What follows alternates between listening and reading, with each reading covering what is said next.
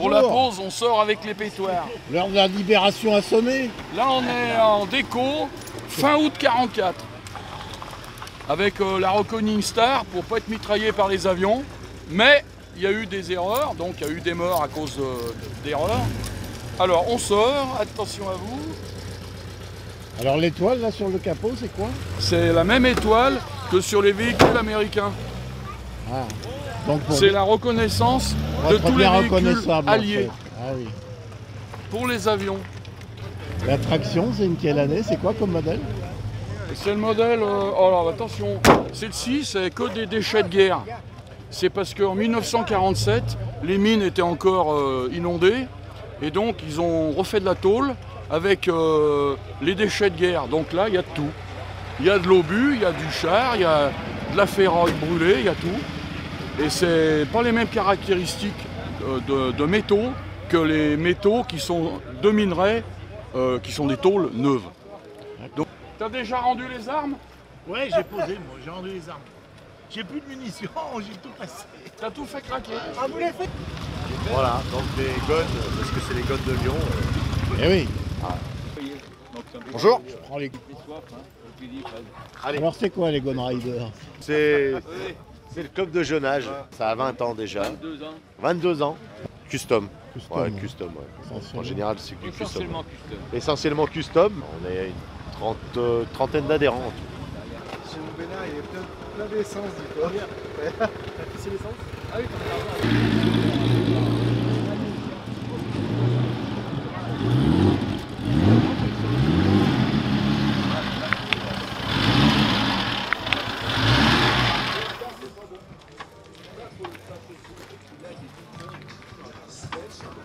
Bonjour Fabrice. Bonjour. Alors nous sommes à Saint-Pierre-la-Palud dans le Rhône, département 69, Oui, au rendez-vous mécanique de la mine. c'est ça. Qu'est-ce que c'est alors? Alors, les rendez-vous mécaniques, c'est né d'une idée d'un copain. Alors la première chose, il nous fallait un site. Et le site, c'est un site d'abord historique, c'est un site un petit peu atypique. Et puis surtout, c'est des locaux dans lesquels j'ai travaillé avec mon père, moi, donc c'est familial.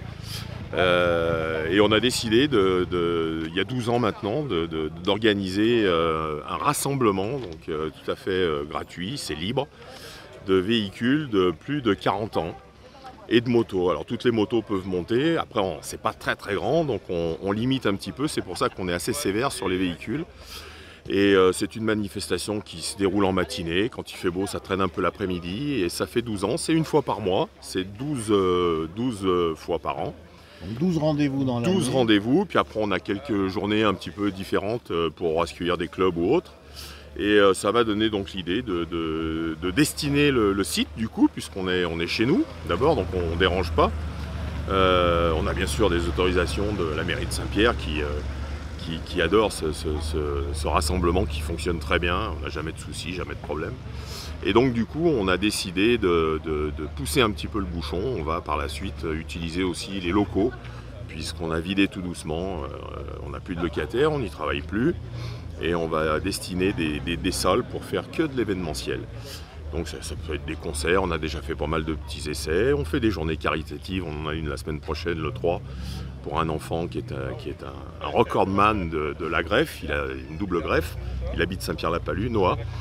Et voilà, c'est le genre de choses qu'on organise. Alors on me sollicite, j'ai Tout en moto qui viennent, le groupe de filles lyonnaises. On leur interdit à Lyon de se réunir sur des places publiques. Bon, on connaît, on ne va pas rentrer dans le détail, c'est politique, nous, ça ne nous concerne pas. C'est pour ça qu'elles cherchent de plus en plus, ces assos, des sites privés. Alors on avait mis une petite buvette et bienveillante, exactement. Ouais. On aime ça. Après c'est vrai que ça tourne toujours autour de la mécanique, puisque c'est les rendez-vous mécaniques, mais pas que. En fait, mon père était collectionneur de motos, constructeur de motos et de vélos. Alors justement, revenons sur l'histoire de la famille Folis. C'est un nom qui parle aux amateurs de motos anciennes, absolument, mais que tout le monde ne connaît pas. Absolument. Alors bon, pour faire un point rapide, la naissance de la marque c'est 1903, donc c'est mon arrière-grand-père. La marque Folis. La marque Folis. Hein, F-O-2-L-I-S. Ouais, mon arrière-grand-père, donc émigré italien du nord de l'Italie, il fabrique des cadres chez Fiat de vélos.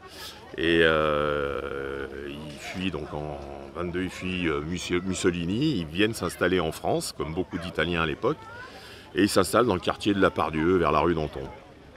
Et du coup, on fabrique des cycles pendant plus de 100 ans, et on aura une période moto, parce que tout doucement, cyclomoteur, et petite moto. Alors petite moto populaire, des motos pas chères, destinées au peuple.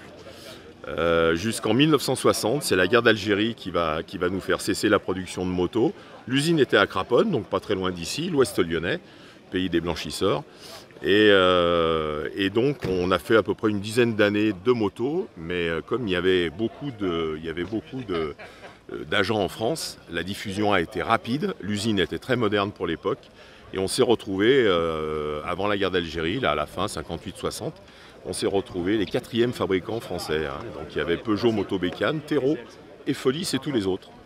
Donc la période moto, c'est ça. Et aujourd'hui, tout ça pourquoi? Pour dire qu'ici, j'ai destiné 2 bâtiments qui seront le musée. Alors c'est pas spécifiquement Folis, mais comme depuis pas mal d'années avec mon père et mon oncle Louis, son plus jeune frère, on avait commencé à rassembler comme ça quelques motos. Au jour d'aujourd'hui, j'en ai beaucoup, j'ai des motos, j'ai des vélos. Alors les vélos, j'essaye de me contenter des vélos de famille, qui sont évidemment des beaux cadres, parce qu'on est des spécialistes du vélo de course. Et donc je destine ici 2 bâtiments où je vais faire une fondation pour pouvoir figer en fait tout ce qu'on a fait, parce qu'on n'a pas fait que ça. Mon père en 60, en rentrant de la guerre d'Algérie, quand l'usine de Motoferme, il fabrique des cartes. Des cartes en kit, c'est pas connu, avec des moteurs hydrales. Il fabrique des cartes, puis après il va même fabriquer 2 voitures de course, une monoplace qui a un très beau palmarès. Donc à l'époque ça s'appelait une Formule 3 en fait. Et puis il fera dans la foulée une barquette avec un gros moteur, un V12, qu'on a conservé. Donc toutes ces pièces vont être destinées au musée. Donc on aura ici sur le site ce musée qui sera visitable, qu'on ouvrira, on ne sait pas comment encore. Mais surtout, moi, je veux figer tout ça dans un bâtiment et puis que ça reste, parce qu'après moi, le déluge. Donc du coup, on aura ici aussi la visite de ce musée. C'est la sauvegarde du patrimoine. C'est la sauvegarde du patrimoine, exactement. Donc alors, on y pense. Fabrice, ici nous sommes dans une mine. C'était une mine de quoi? Alors c'était une mine qui s'est arrêtée grosso modo en 68. C'était une mine de pyrite, de fer et de cuivre. Ils tiraient essentiellement avec ça, avec le minerai, de quoi faire de l'acide sulfurique. Et il y avait à l'époque, alors pas vers la fin, mais les belles années, il y avait pas loin de 700 bonhommes, quoi, hein, donc c'était quand même c'était important. Et ils se sont arrêtés, pas parce que le filon était à bout de souffle, mais parce qu'ils ont trouvé la même chose à quelques dizaines de kilomètres à ciel ouvert, donc c'était plus facile. Donc Saint-Gobain a décidé d'arrêter. Ils ont entretenu pendant quelques années, puis ils ont vendu les bâtiments en fait dans les années 75 quand mon père s'est installé ici. Donc rien à voir avec ça, si ce n'est qu'on a quand même fait ici du vélo pour les grossistes. On en a fait, on a livré les grandes surfaces, on a fait du vélo pendant 20 ans. Et François, donc, celui qui a fait les motos, mon grand-père, a bossé ici jusqu'à son dernier jour pour le cycle, hein, puisqu'avant tout c'était surtout le cycle. Donc du coup, on y a travaillé et moi j'y ai travaillé aussi, donc 4 générations grosso modo au service du cycle. Et aujourd'hui, donc voilà, sauvegarde du patrimoine. Donc aujourd'hui, le site continue sa vie. Oui, avec les rendez-vous mécaniques. Avec ces rendez-vous mécaniques. Alors j'ai toujours tous les 4e dimanches, oui. J'ai toujours une pensée pour mon papa. Il n'a pas connu parce qu'il était déjà parti quand on a mis ça en place. Mais je sais qu'il est là, puis qu'il aurait aimé être là parce qu'il aimait les voitures anciennes, il aimait les motos. Et si j'avais pu avoir l'idée, j'étais pas assez mûr. Mais si j'avais pu faire ça avec lui à l'époque, puisque c'est quand même lui qui a mis en place le club Motofolis, donc l'association, et si j'avais pu faire ça avec lui, je pense qu'il aurait adoré passer le dimanche au milieu de ces gens qui ont cette passion. On mélange tout, ici on mélange celui qui retape une Citroën avec la chemise à carreaux, les moustaches et la casquette, au biker qui va rouler en Harley Davidson C'est vraiment, on est en osmose, c'est-à-dire qu'ils ont tous la même passion, la mécanique, voilà. Et donc j'espère que ça perdurera. Alors après moi, encore une fois, le site existe, la buvette est en place et voilà. Mais le contexte aujourd'hui ne s'y prête pas forcément à ce type de rencontre. Comment tu vois l'avenir justement On y pense. Alors moi quand je vois les choses, je vois d'abord toute la partie voiture et moto ancienne. On sent bien qu'il y a quand même un engouement, il y a des échanges. C'est des véhicules qui montent en prix. C'est des gens qui ont cette culture et je pense pas que aujourd'hui on sent très bien qu'il y a un engouement pour le véhicule électrique. Le véhicule électrique, le problème c'est que c'est fade. Vous entendez comme moi, voilà, des bruits de moteur qui rugissent, c'est le cas. Et c'est ce plaisir-là qu'on enlève aujourd'hui parce qu'on veut passer à autre chose. Ça n'empêche pas ces gens qui viennent avec ces machines de collection, la semaine roulent certainement en voiture électrique parce que c'est une autre idée. Ils ont pas de cuir, ils sont en cravate, mais je pense qu'il y a quand même... on a plus de gens de plus de 40 ans sur le site que de jeunes, c'est sûr. Mais on a quand même quelques jeunes, donc je pense que si on arrive à faire passer ce film, c'est de la collection, c'est un plaisir. Et comment je vois l'avenir, très honnêtement, la fin du moteur, je ne le verrai pas. Parce qu'on sent bien qu'aujourd'hui, tout ressort. Le moteur thermique. Le moteur thermique, oui, du moteur. Tous les véhicules ressortent, les prix montent. Il y a beaucoup de voitures américaines, toutes les vieilles motos, même les épaves. Il y a un engouement quand même pour retaper. C'est pas un vieux meuble, c'est une machine. Puis après, le plaisir, c'est de la sortir et de venir ici. Alors ici, c'est sympa parce que ça leur donne un but, en fait. Ils se disent, tiens, où ils s'appellent. Il y a des gens ici qui se voient jamais qu'ici, c'est-à-dire qu'ils viennent de deux contrées différentes. Et ils se donnent rendez-vous. Tu montes au rendez-vous mécanique dimanche, oui, j'y vais, j'y serai. Et puis, comme c'est pas une annuelle, si tu n'y es pas, par exemple, aujourd'hui au mois d'août, tu y seras au mois de septembre ou au mois d'octobre. Et puis on essaye toujours de faire un petit casse-croûte, c'est vraiment bonne franquette. On a une buvette avec des prix non prohibitifs, évidemment, parce que c'est associatif, donc c'est que des gens qui ont le plaisir même d'être derrière la buvette, de faire plaisir. Et donc ils se retrouvent ici et on passe un bon moment. Et soulignons donc que toutes les machines qui se trouvent ici, que ce soit les motos, les mobylettes ou les voitures, viennent en roulant, c'est pas un musée statique. Ah, c'est pas un musée statique. Là, en fin de journée, c'est vide. C'est-à-dire qu'il reste plus personne, tout le monde est parti. À part celle-là. Des fois une petite panne, à part celle-ci. Celle-ci, c'était une idée un peu sympa. Ça nous a pris comme ça, on l'a mis là. Mais oui, elles viennent en roulant, elles sont assurées, elles sont passées au contrôle. On voit l'état d'ailleurs des véhicules. C'est pas des épaves. Pourquoi ? Parce que ça a une valeur, donc on travaille, on les fait comme il faut. Et puis surtout aujourd'hui, on trouve tout est refait. Là, on a un vieux combi, un T2 d'époque. On sent bien qu'il y a des choses qui sont neuves et qui ont subi un nouveau marché en fait de la pièce d'occasion et qui permettent donc de ressortir toutes ces vieilles voitures et ces vieilles motos. Donc je pense pas que ce soit, dans les années à venir, je pense pas que ce soit quelque chose qui s'éteigne. Et puis la jeunesse, évidemment, fera la jeunesse, parce qu'on a évidemment des visiteurs qui sont âgés, on en a qui partent chaque année malheureusement. Donc longue vie au rendez-vous mécanique, oui, bien sûr. Donc c'est un message plein d'espoir. Exact. Que l'on prend comme tel. C'est gentil. Merci à toi Fabrice. Elle est un petit peu moins puissante. Mais elle tourne plus lentement, elle a peut-être un peu plus de couple et un peu moins de puissance. Elle roule la tienne pour voir ? Ouais, elle roule, ouais. Je vais faire rouler les deux pour voir... Pour faire la course ? Non, pour faire la course, mais pour voir la différence de moteur. Ah ben ouais. Donc je suis producteur de vin à Taluyer, je suis vigneron. Et je fais du gamay en appellation Coteau du Lyonnais et du cépage Syrah en vin de France. Donc là aujourd'hui, Fabrice, avec le saucisson à la grappe, a voulu choisir notre cuvée Syrah 2019. Voilà, donc c'est la cuvée que je présente aujourd'hui. Donc c'est le vin officiel des rendez-vous mécaniques. C'est le vin de cette journée. Voilà. Ouais. Bon appétit à vous.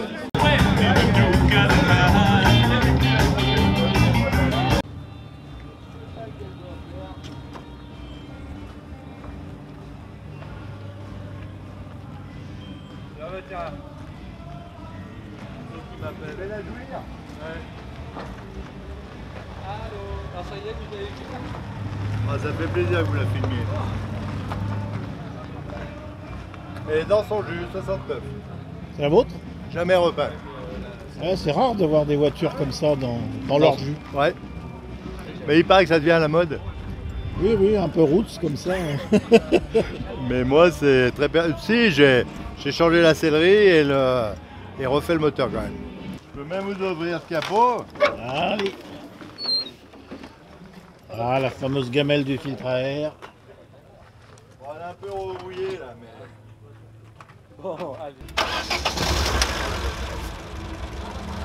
Nickel, Alors, impeccable. et puis vous pouvez passer dessous, il n'y a pas une goutte d'eau.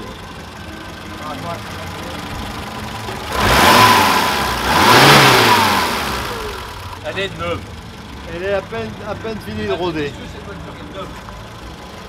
Il y a une patine imitation patine.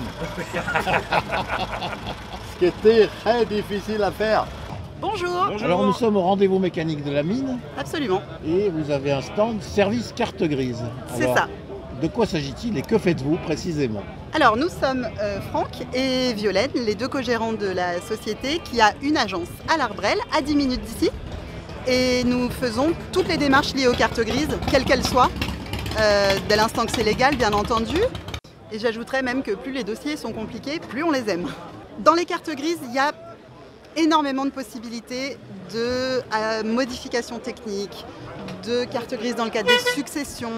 Et bien sûr, on va parler des imports, des premières immatriculations, des mobylettes qui n'ont jamais eu de carte grise et des véhicules de collection, qui sont aujourd'hui, j'ai envie de dire, notre spécialité. Avec les mentions collection, effectivement. Voilà, dossier qu'on traite effectivement du début jusqu'à la fin, y compris l'attestation FFVE. Voilà, où on fait le dossier photo pour le client. Alors justement avec la FFVE, les choses se sont un peu durcies récemment. Effectivement, on sent que depuis le pouvoir qu'ils ont acquis avec la ZFE, effectivement, on sent que les dossiers sont un petit peu plus compliqués à faire passer. Et il y a effectivement le nombre de demandes qui n'a pas arrêté d'augmenter. Et en plus, les ZFE n'arrêtent pas de s'étendre, donc tout le monde est concerné en fait, très rapidement. Donc, rien qu'hier, on a fait, même pour une petite 205 junior, voilà, une attestation FFVE pour qu'elle ait le droit de circuler à Lyon. Ça fait seulement quelques mois, si je peux me permettre, que nous proposons cette prestation complète en photo, attestation et modification de mention sur la carte grise. Et nous avons fêté cette semaine notre 50e dossier avec 100% de réussite. Donc si je résume, vous faites le montage complet du dossier FFVE pour un passage en carte grise de collection de A à Z. Et le propriétaire du véhicule ne s'occupe de rien. Exactement, tout à fait. Il s'occupe de nous amener sa voiture. Voilà, il faut simplement que le véhicule ait un contrôle technique valide, s'il est soumis, parce que si c'est une moto, évidemment, pour l'instant on n'en parle pas, peut-être qu'on en parlera dans quelques temps. Alors contrôle technique valide, ça veut dire sans contre-visite. On est bien d'accord, tout à fait, ni en défaut critique, ni en défaut majeur, il faut vraiment qu'on soit en mineur, voilà, tout simplement. Un contrôle valide dans les 2 ans. Et après, l'autre impératif, il faut que le véhicule soit dans son état dit non modifié ni transformé. Voilà, il faut qu'il soit en fait conforme à son type mine d'origine. Évidemment, il peut avoir été repeint. Pas de, exactement, il peut avoir été repeint, il n'y a pas de souci, refait, réparé, il n'y a pas de débat. Mais par contre, pas modifié, tout simplement. Voilà. Et après, derrière, une fois qu'on a l'attestation, il y a une deuxième opération qui consiste à demander que la mention collection soit reportée sur la carte grise du client. Voilà, tout simplement. Et ça, c'est la deuxième opération, c'est plus le travail de Violaine, tout simplement. Voilà. Sur la modification de la carte grise d'origine, en fait. Tout à fait. Voilà. Ces opérations-là, ça fait plus de 6 ans qu'on les fait. Là-dessus, l'expérience est plus grande, avec aussi 100% de réussite sur tous nos dossiers, bien sûr. Vous naviguez sans problème dans les méandres de la NTS. Oh que oui, je les connais par cœur. Surtout et vous évitez les choses propres. Ouais, alors surtout on ressent, c'est la sensibilité qu'on a nous, c'est qu'on, vu la quantité de dossiers qu'on monte, on sent aussi l'évolution auprès de la NTS. C'est vrai qu'il y avait un certain nombre de choses et c'est un peu notre difficulté avec les clients, c'est souvent de leur expliquer que ce que nous on raconte, c'est la vérité et c'est ce qu'on vit aujourd'hui. Parce qu'il y a beaucoup de choses qui se faisaient avant, surtout qu'avant on pouvait connaître quelqu'un en préfecture qui nous arrangeait les choses. Aujourd'hui ça n'existe plus et effectivement les choses ont changé. Et nous on a cette petite sensibilité, ces évolutions, notamment sur les dossiers où on n'a pas du tout de carte grise. Il y a 1 an et demi en arrière, ça posait aucun problème. On avait la solution, ça se passait très bien, et aussi avec la FFVE. Depuis un an, effectivement, on sent que la NTS demande à ce que les choses soient un petit peu plus verrouillées, et c'est-à-dire qu'on fasse plus de vérifications. Notamment, on nous demande maintenant d'aller déterrer les archives départementales pour les véhicules qui sont non fichés. C'est-à-dire, on a un fichier informatique qui a été créé courant 70 jusqu'en 1984 en fait, pour arriver dans les plus petites villes. Mais avant 1970, il n'y avait pas de fichier informatique. Par contre, il y avait des registres sur lesquels étaient notés justement les changements de titulaires, enfin tout ce qui était modification en fait, des cartes grises. Des registres, ça veut dire du papier, du tout stylo. à fait. Et ces registres, normalement, existent encore. Et en fait, ils sont stockés dans les sous-sols des préfectures ou les archives départementales. Et aujourd'hui, la NTS, quand on a des dossiers où justement on n'a pas de carte grise, le véhicule n'est pas fiché, et qu'elle nomme quelqu'un en tant qu'acquéreur sur le certificat de cession, la NTS demande à déterrer ces archives départementales pour vérifier que le dernier acquéreur dans ces fichiers-là est bien celui qui a inscrit son nom sur le certificat de cession. Donc ça devient compliqué. Voilà. Et la FFVE a aussi un petit peu durci les choses parce qu'aujourd'hui, les dossiers où vous n'avez pas de carte grise, pour monter l'attestation FFVE, aujourd'hui vous réclame à ce que vous fassiez un petit courrier explicatif de quasiment toute la vie du véhicule et c'est un courrier qui vous engage en plus. Et il y a plus de refus sur ces dossiers maintenant qu'il y a à peu près un an et demi en arrière. Mais tout ce qui est compliqué qu'il vient d'expliquer, bien sûr, c'est des choses pour lesquelles nous sommes là, pour faire la démarche ou épauler le client. En fait, c'est votre spécialité. Donc n'ayez pas peur, on Exactement. le fera. Le boulot sera fait par nous. Donc, on peut dire qu'en substance, il y a toujours une solution à partir du moment où le véhicule, on connaît la provenance du véhicule. Exactement. Et ce qui est certain, c'est que si une solution existe, nous serons capables de la trouver. Voilà.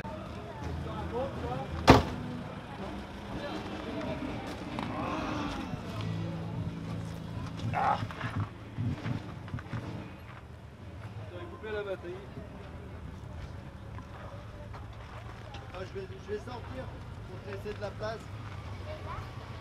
C'est très vexant ce que tu es en train de dire. On l'appelait la Ferrari du pauvre. Tout est relatif. C'est pas faux.